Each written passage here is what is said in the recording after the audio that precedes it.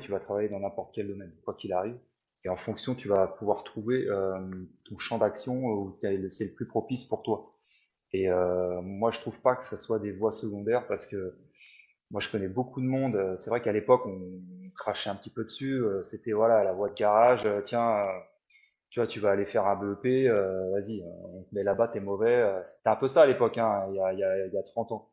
Tu vois, il y a 35 ans. C'était un peu cette optique-là de mettre les élèves un peu moins bons. Allez, tu vas à droite, tu vas à gauche, et puis tu fermes ta gueule, et puis t'es pas bon pour aller en S, et bah tu vas faire un BEP.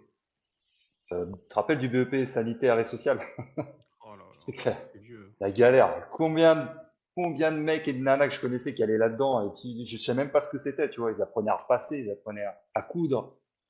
Tu dis, mais putain, pourquoi t'envoies des gamins comme ça s'ils veulent pas le faire, tu vois, c'est pas ta vocation. Donc là, à l'époque, c'était un peu bizarre, tu vois. Maintenant, c'est différent. T'as beaucoup, avec Internet, avec les réseaux, tout ça c'est développé. T'as beaucoup de métiers qui se sont développés énormément, donc t'as beaucoup plus de voies.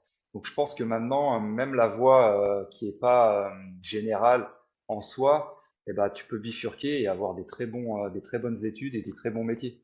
Donc Tu sais,